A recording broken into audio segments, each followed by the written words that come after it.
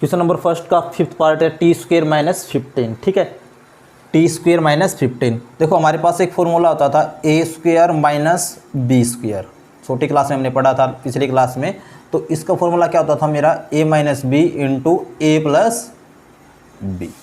ठीक है, अब देखो मैं इसको इसी फॉर्म में बना लो, टी स्क्वेयर 15 को क्या लिख सकता हूँ मैं, √15 का स्क्वेयर लिख सकता हूँ, बिल्कुल, क्योंकि मुझे पता है कि √15 का जब मैं स्क्वेयर करूँगा तो √ से स्क्वेयर कैंसिल हो जाएगा, कितना आएगा 15 ही।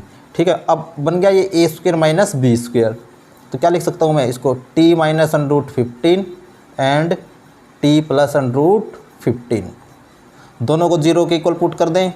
0 को इक्वल पुट करने के बाद यहाँ से टी की वैल्यू कितनी आ गई, √15, और यहाँ से टी की वैल्यू कितनी आ गई, माइनस √15। ठीक है, अब देखो सम करो, सम ऑफ 0 क्या हो जाएगा, √15 प्लस माइनस √15 यानी कि 0 आ गया। प्रोडक्ट क्या हो जाएगा, √15 इंटू माइनस की √15, √ से √ कैंसिल हो जाएगा, माइनस का 15। ठीक है, बिल्कुल आसान था। पहले ए स्क्वेयर माइनस बी स्क्वेयर की फॉर्म में किया, ए प्लस बी ए माइनस बी 0 के इक्वल रखा, टी की वैल्यू √15 माइनस √15, उसके बाद सम निकाला और प्रोडक्ट निकाला। अब सिंपल इसको क्या करेंगे, हम वेरीफाई करेंगे। ठीक है, टी स्क्वेयर माइनस 15 वेरीफाई करना है, किसके साथ कंपेयर करूँगा मैं, a x square plus b x plus c के साथ। ठीक है, यहाँ पे ए की वैल्यू कितनी आ गई मेरे पास 1, बी की वैल्यू देखो यहाँ पे a x square plus b x, यहाँ कुछ बी एक्स का तो कुछ है ही नहीं, बी एक्स कुछ है नहीं, तो इसको क्या रखेंगे, खाली 0। सी की वैल्यू कितनी आ गई, -15। तो सिंपल सी बात है, सम कितना आ जाएगा, -b/a, बी कितना है 0, 0 by something equal to 0। Product क्या आ जाएगा, c/a, सी की वैल्यू कितनी है -15, ए की वैल्यू 1, तो कितना आया -15। ठीक है, तो देखो यहाँ भी सम कितना आया था 0, यहाँ पर भी सम कितना आया है 0, यहाँ पर प्रोडक्ट कितना आया था -15, यहाँ पर भी प्रोडक्ट कितना आया -15। ठीक है, ये था अपना क्वेश्चन नंबर 5। अब हम करेंगे क्वेश्चन नंबर 6। आसान क्वेश्चन था ये, बिल्कुल समझ में आ गया होगा सभी को। पहले ए स्क्वेयर माइनस बी स्क्वेयर बनाया, ए प्लस बी ए माइनस बी करने के बाद 0 के इक्वल पुट किया, सम निकाला, प्रोडक्ट निकाला और दोनों को क्या कर दिया, वेरीफाई कर दिया। ठीक है, अब है पहले क्वेश्चन का लास्ट पार्ट अपने पास,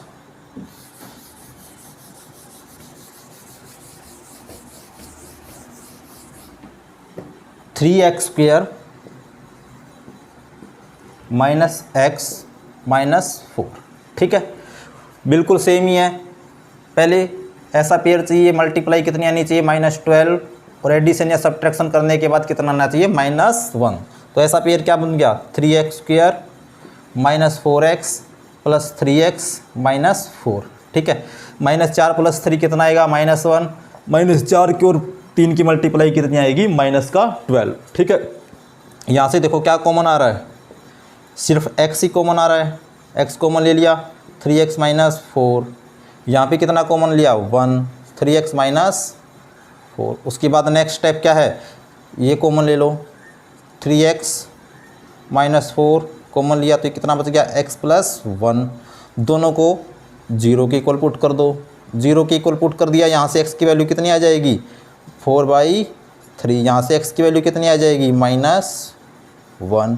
अब सिंपल सम कर दो, सम ऑफ 0, 4/3 माइनस प्लस -1। ठीक है, तो कितना आ जाएगा, 4/3 माइनस 1, 4 माइनस 3/3, तो सम कितना आ गया हमारे पास, 1/3।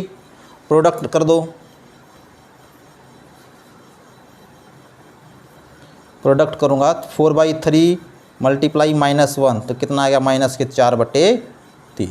ठीक है, ये हमने सम और प्रोडक्ट निकाल लिया, सिंपल था। फैक्टर किया, पहले फैक्टर करने के बाद 0 के इक्वल पुट किया, x की 2 वैल्यू आ गई, मतलब 2 जीरोज आ गए अपने पास। अब हमें इसको वेरीफाई करना है तो सिंपल वही फॉर्मूला हमारे पास, 3x² माइनस x माइनस 4 है। किसके साथ कंपेयर करेंगे, ax² plus bx plus c के साथ। a की वैल्यू कितनी आ गई यहाँ पे 3, b की -1, c की -4। ठीक है, सम ऑफ 0 क्या आ जाएगा, minus B by A, minus B कितना है -1, ए कितना है 3, तो कितना आ गया 1/3। प्रोडक्ट ऑफ 0 सी बाई ए, सी कितना है -4, ए कितना है 3, तो कितना आ गया हमारे पास -4/3। यहाँ पे मैंने सम निकाला था, कितना आया था -1/3, यहाँ पर भी सम निकाला था, कितना आया था 1/3, यहाँ पर भी कितना आया 1/3। यहाँ प्रोडक्ट निकाला था, कितना आया था -4/3, यहाँ भी कितना आया -4/3। ठीक है, तो ये था हमारा क्वेश्चन नंबर फर्स्ट का लास्ट पार्ट। अगली वीडियो में हम करेंगे क्वेश्चन नंबर सेकंड और एक्सरसाइज चैप्टर को कंप्लीट करेंगे। ठीक है।